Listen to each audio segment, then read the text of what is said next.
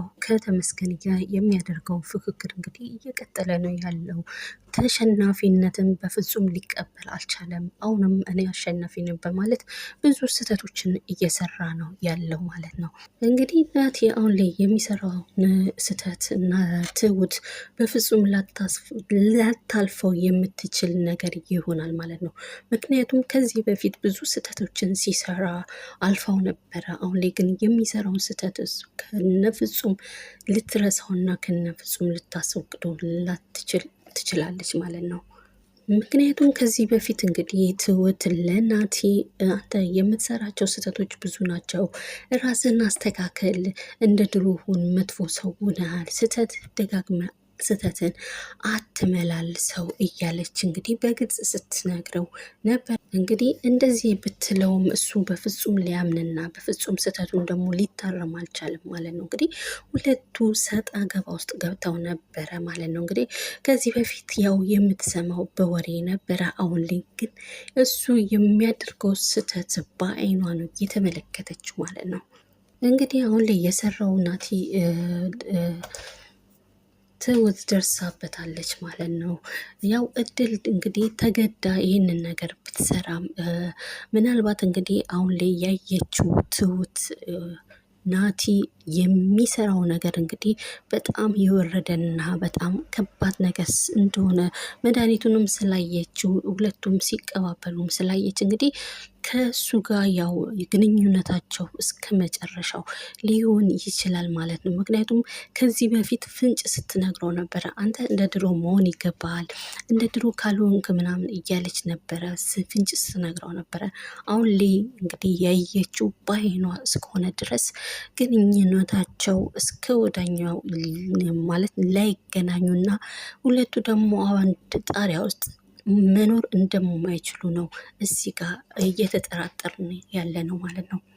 በዛ ላይ ደግሞ ያው ተመስገን ሽምግልና ሊልክና እንግዲህ እሷ የምትለብሰውን ስጦታ እንግዲህ ለዛ ጊዜ የምትለብሰውን ስጦታ ሰጥቷት ነበረ።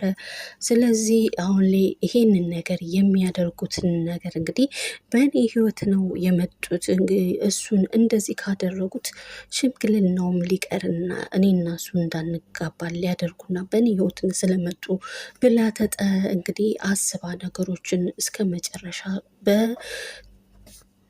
በናቲ ላይ እንግዲህ የአደገኛ የሆነ ቅያሜና ከሱ ጋር ያው አብረው እንደማይሆኑ ነገሮቹን ደግሞ ከበድ ያለ ነገር በተመስገን ላይ ሊያደርግ እንደሆነ የገባትና ጊዜ እንግዲህ በናቲ ላይ የምታደርገው ነገር ከበድ ያለ ሊሆን ይችላል ማለት ነው። እንግዲህ ትሁት ያገኘችውን መድኃኒት በመጠራጠር በስልኳ እንግዲህ ፎቶ አንስታ ሌላ ሰው እንዲያጣራላት ነው ሴንድ ያደረገችላቸው ማለት ነው።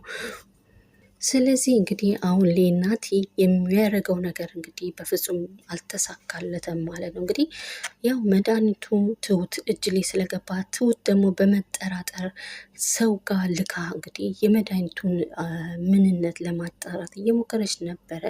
ምናልባት ይሄ መድኃኒት መጥፎ እንደሆነ ካወቀች እንግዲህ ትሁት ናቲን እስከ መጨረሻው ላታየውናና እሱ ደግሞ እኔ ነኝ የማገባት ከኔ ውጭ ማንም አያገባትም ብሎ ናቲ የሚፎክረው ነገር እንግዲህ ሊያበቃለት ይችላል ማለት ነው። ምክንያቱም የሚሰራው ነገር ስህተት በፍጹም ሊታረም ስላልቻለና በሷ ሰርግ ጊዜና በሷ ሽምግልና ጊዜ ደግሞ ዳግም ሌላ ጥፋትን ሊያጠፋ ስለቻለ እንግዲህ ይሄ ስህተት ወዴት እንደሚወስደውና እንግዲህ በመጥፎ እንደሆነ ነው እየተመለከትን ያለ ነው ማለት ነው።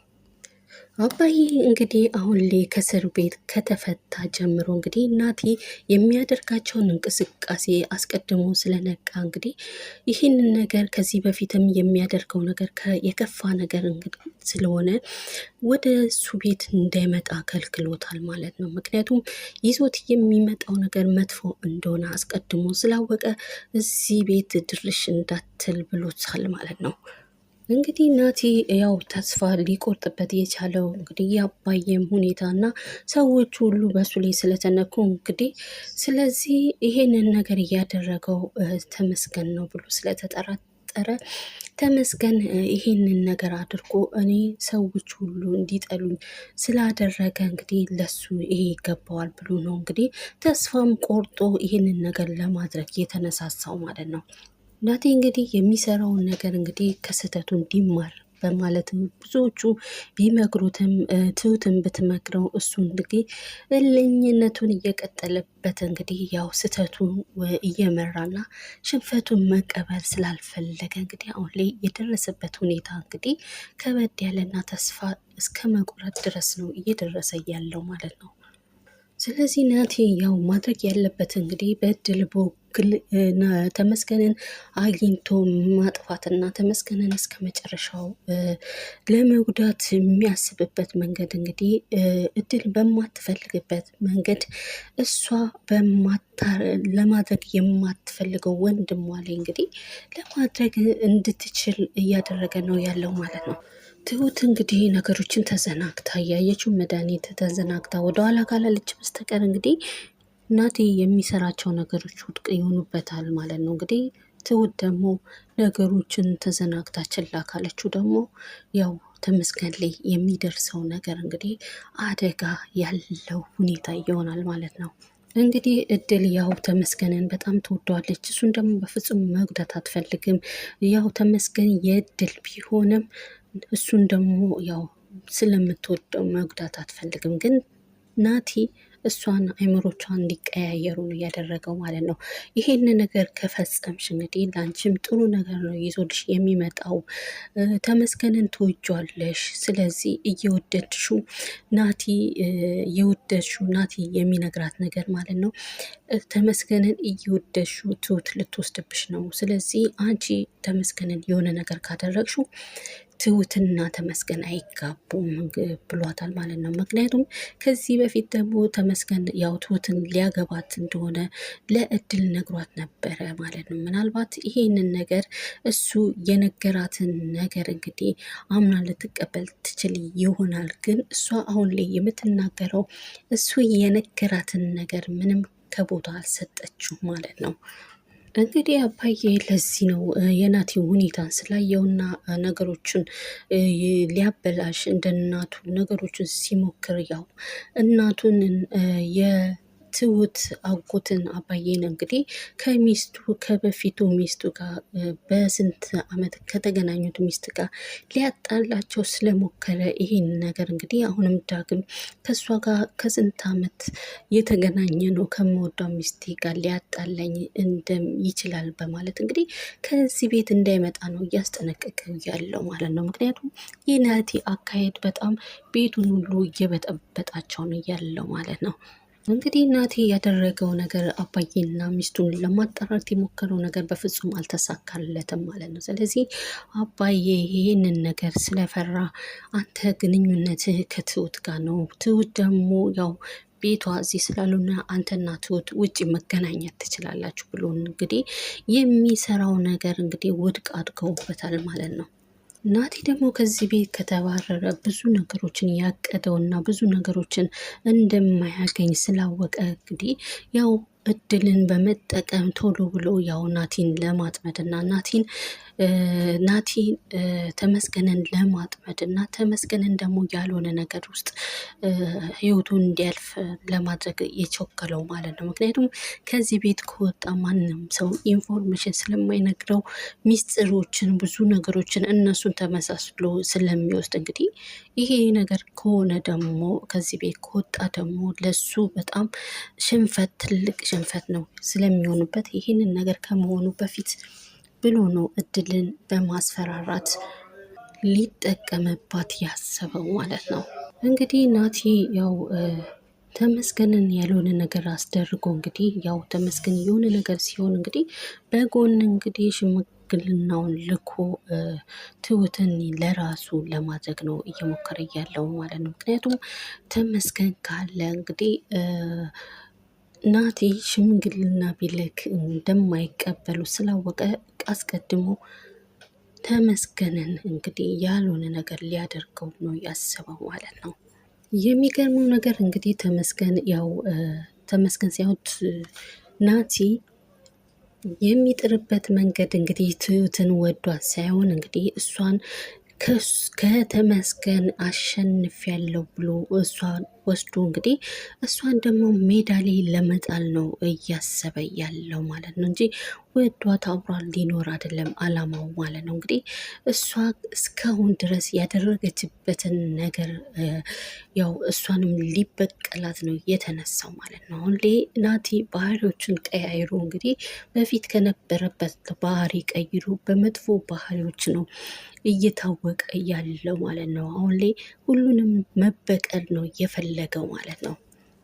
ናቲ እንግዲህ ለትሁት ያለው አመለካከትና ያለው ፍቅር ከቀነሰ ቀናቶች አስቆጥረዋል ማለት ነው። እንግዲህ አሁን ላይ ናቲ ለትሁት ፍቅሩ እንደቀነሰበት እንግዲህ የሚያሳውቀው ነገር ቢኖር ትሁትን ለሽምግልና ምን ተይዞ እንደሚሄድ እሷን ራሷ ትሁትን እየጠየቃት ነው ያለው ማለት ነው። እዚህ ጋር የምንመለከተው እንግዲህ ለትሁት ምን አይነት ቦታ እንዳለው ነው እየተመለከት ነው ያለ ነው ማለት ነው።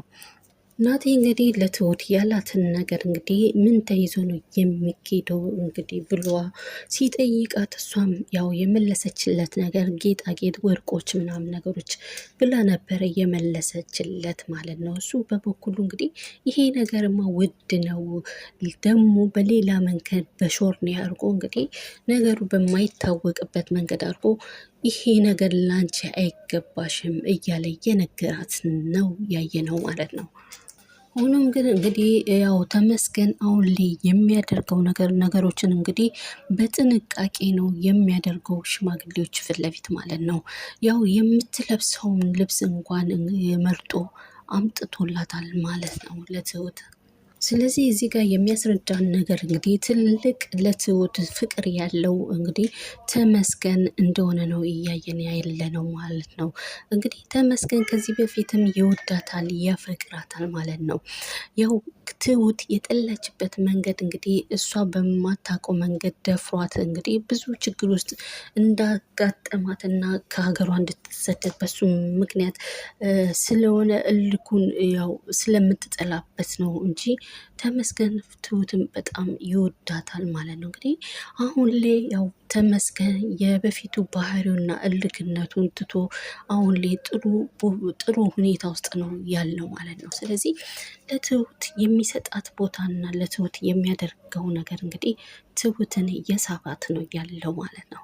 ይህንን ድራማ በዚህ አይነት መልኩ በአስተያየት መልክ አቅርብ ያለው እንግዲህ ያው ለእናንተ ጥያቄውን ትቻለሁ ማለት ነው። ምክንያቱም ድራማው በጣም አስተማሪ እና በህይወታችን ውስጥ ያለ የሚያጋጥመንን ነገር የሰውን ማንነት የምንረዳበትና በጋዱ ስንኖር ያው የሚያጋጥመን በአካባቢያችንም በተለያየ ነገሮች ውስጥ ተመሳስለው የሚመጡ ሰዎችን እንግዲህ ምን ማድረግ እንዳለብን ጥንቃቄ ሊያስተምረን የሚችልን ብዙ ነገሮች የሚያስተምር ድራማ ነው። ድራማውን ደግሞ እስከ መጨረሻው እየተከታተላችሁ ቤተሰብ ካልሆናችሁ ቤተሰብ እያደረጋችሁኝ፣ ቤተሰብ ከሆናችሁ ደግሞ ላይክ እያደረጋችሁ ኮመንት እያደረጋችሁ ከቻላችሁ አስተያየት ካላችሁ እየጻፋችሁልኝ እለፉ በማለት በትህትና እጠይቃለሁ። አገርን ሰላም ያርግልን፣ ኢትዮጵያችንን ሰላም ያርግልን፣ ዓለምን ሰላም ያርግልን፣ የዓለም ሕዝብ በሙሉ ሰላም ይኑር ብዬ ቪዲዮን እጨርሳለሁ። ሰላም ዋሉልኝ።